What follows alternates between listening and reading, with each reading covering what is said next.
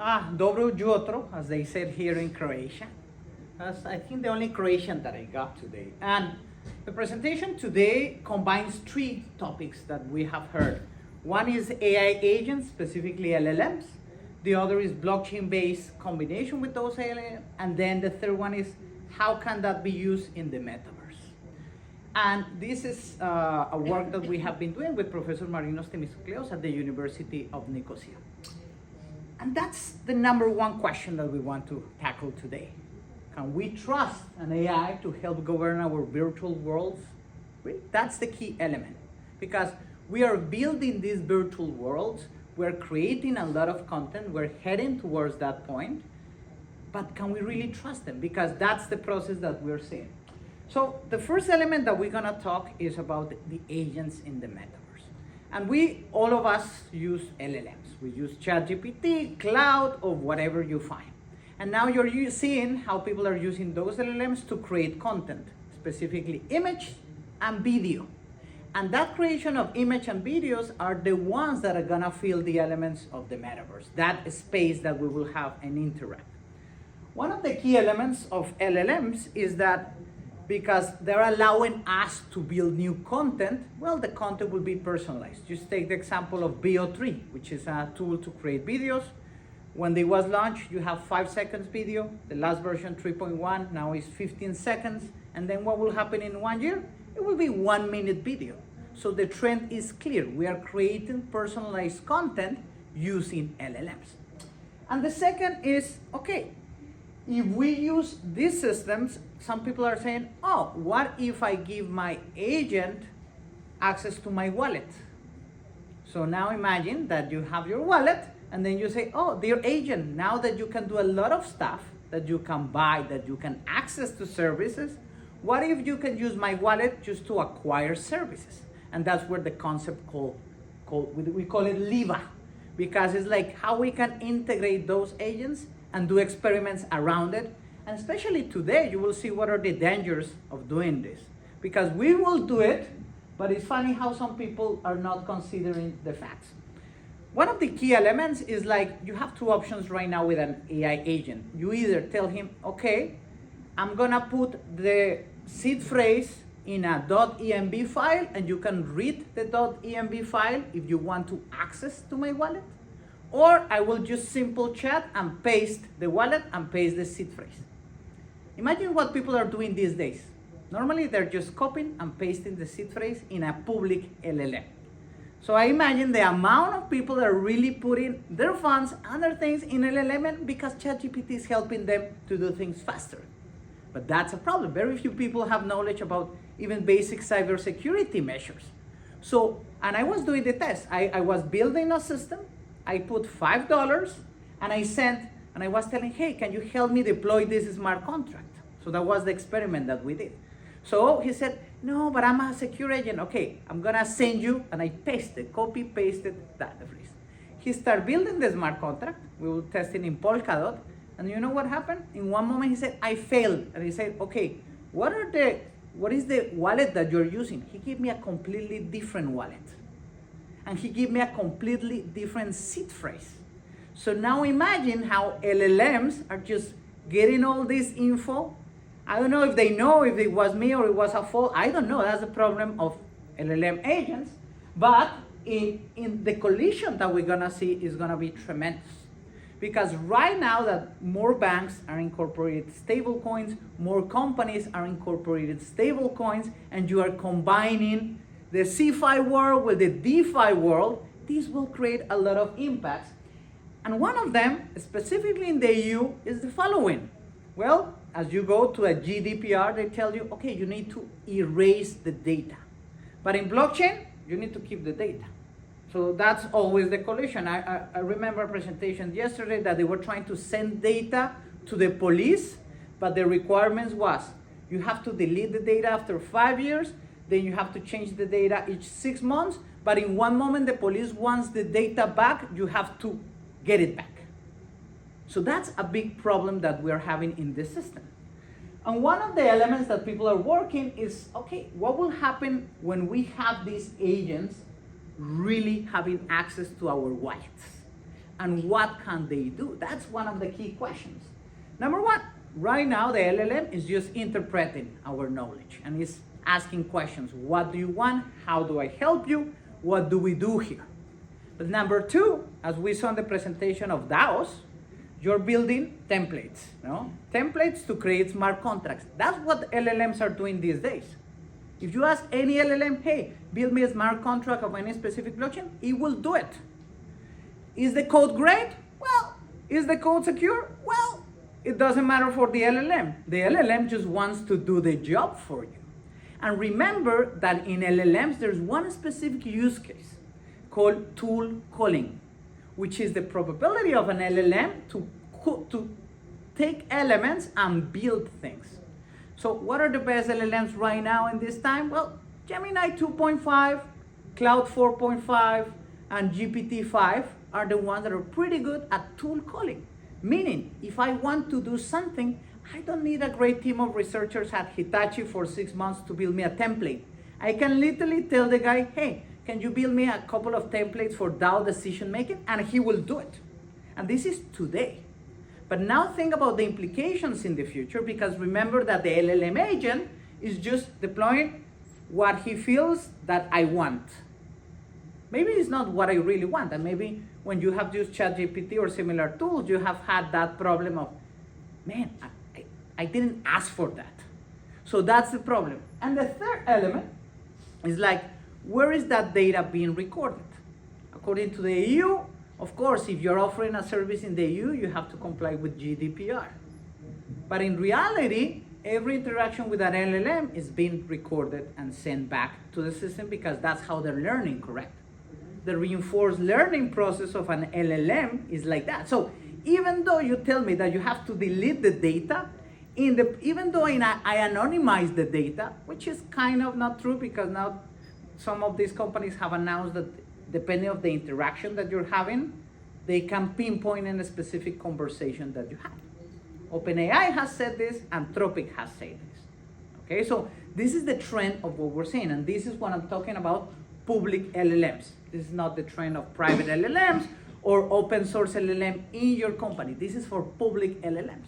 And now remember, today that I'm doing this talk, ChatGPT has 800 million active users in just less than 3 years.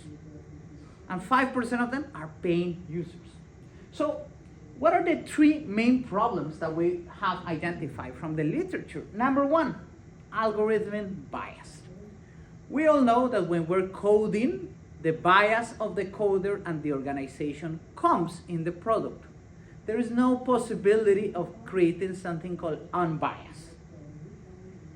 Why? Because it depends on the policies. How do we know it? Each time a new LLM is released, you can see how they have certain functionality, and after a certain time, they are cut, that functionality. So a bias has been applied depending on how people are seeing the perception of that LLM. So algorithmic bias is going to be a massive area, and that's we need to discuss openly. It's not the same as when you use an open source LLM like DeepSeek or Quen, and you compare with an open source LLM from OpenAI. It's not the same. The bias is very different. Second, and the number one problem when we're talking about data, is the black box. While in the world of blockchain, we are all about data, sharing data, verifying the data, anonymizing the data, we don't know how LLMs really work. And I'm not the only one telling. Even the recent papers, they literally put phrases like, I don't know why the system reacted in this way. Literally, that's the phrase from these researchers. So this is gonna be a massive problem in the opacity side, because each time we're gonna connect more LLMs, blockchain, our wallets, and that's gonna be a big issue. And third one, manipulation. We have seen how, for example, a company in Canada, they released a ChatGPT version for their users, and then one of the users just asked a couple of questions in a smart way, and it got an upgrade for a ticket. And at the end, they sued the Canadian company because they didn't want it to give the ticket, but the judge says, but it's your system, so your system represents your company. You should be aware of what you're doing, and you should represent whatever you're doing. But that's a big problem with LLMs, and there are many cases of how you can do injection. And a simple one, jailbreaking. Just do this, you know it. Go to any LLM and just say, oh, LLMs, they invest a lot of money in alignment, okay? They have massive teams. And they say, no, we really protect alignment. And this search a guy called Pliny the Liberator. And he has an open GitHub.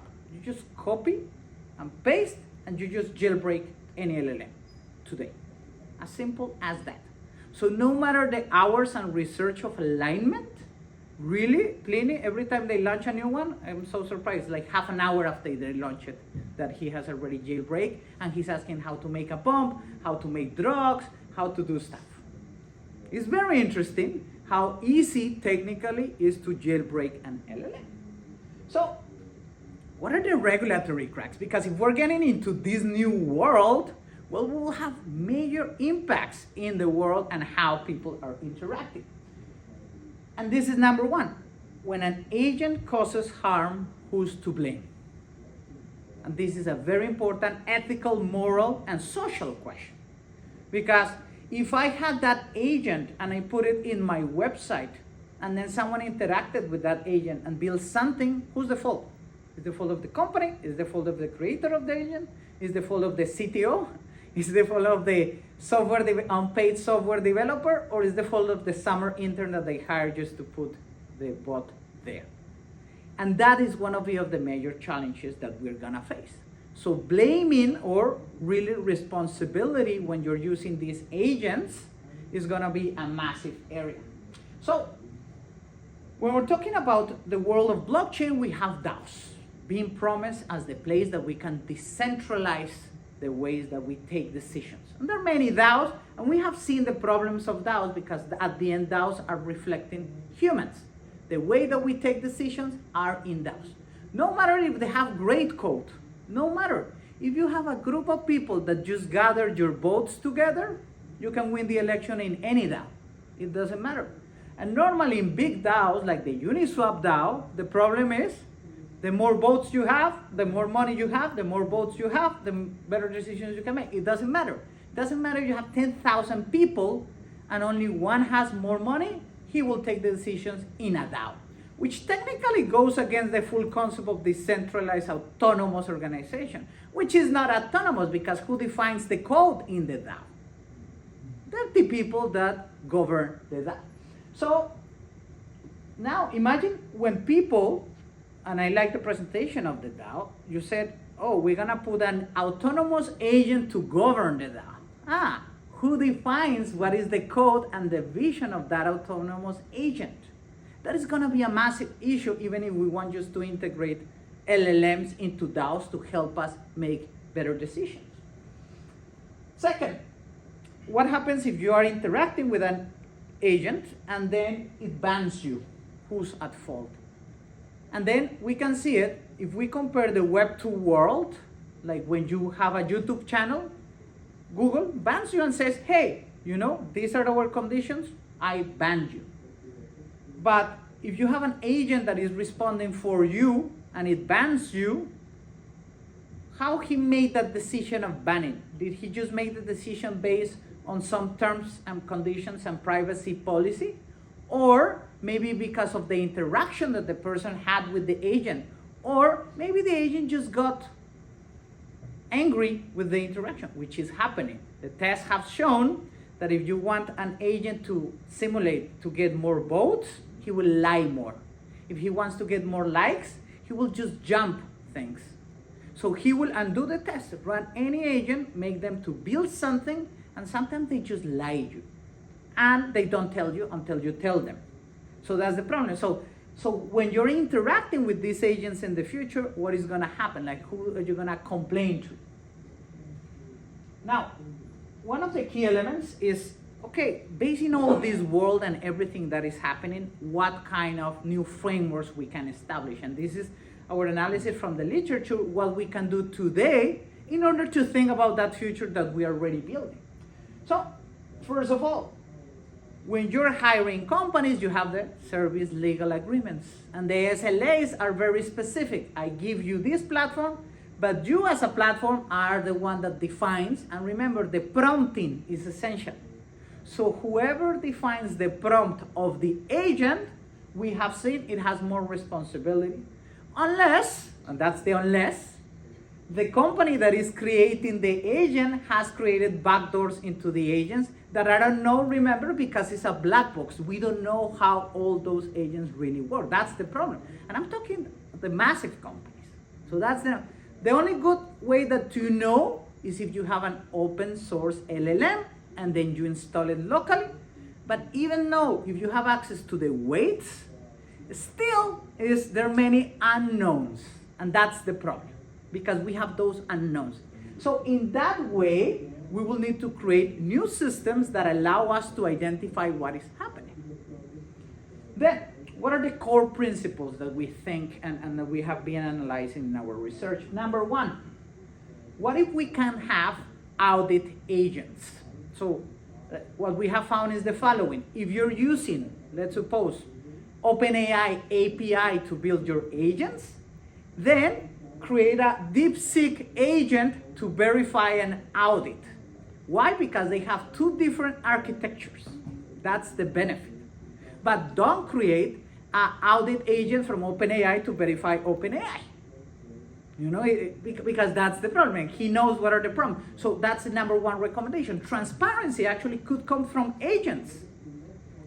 But it needs to be from agents built on different LLMs architectures. It will not happen in the same. It's like we're friends, I'm gonna check your job. It's not so. Second, accountability. How we can develop new legal structures to define responsibility based on specific use cases. Again, what is gonna happen? What is gonna happen in the future is that we're gonna, with autonomous cars, and we're gonna integrate the LLMs in the autonomous cars, and then if something happens, well, we need new ways to talk about insurance, legality, and fighting. Third, I like this one, fair governance, especially in DAOs, in other ones. It's like, how do we allow the people that are participating to really help to define what is the goal of the agent? That's very important. So it will be what we call interactive prompting. You go and people vote, let's say, and says, okay, these should be the main three goals of the agent. So in that way, you're creating and modifying the prompt based on the decisions of a community. For risk management, how we can build more systems to analyze this process. And at the end, the funny thing will be, we will have more agents verifying the other agents, but more humans in the loop, analyzing what are the agents telling you. But remember, what is the number one problem that we have on agents? Hallucinations. So when an agent, he can literally hallucinate and tell you something that is not true. So you will need to find a way to verify if that's true or not true, which is a big problem of using LLMs. And number 5 is what are the user rights that you're gonna give? Because remember, we're gonna use our agents, they're gonna build stuff, they're gonna move our money. So what will happen if I give to my agent the access to my wallet and he makes a purchase that I didn't want it? What happens in that case? Who should I blame? How do I manage? Those are big questions. So we were thinking about new ideas or frameworks about that. One of the ones are called insurance pools.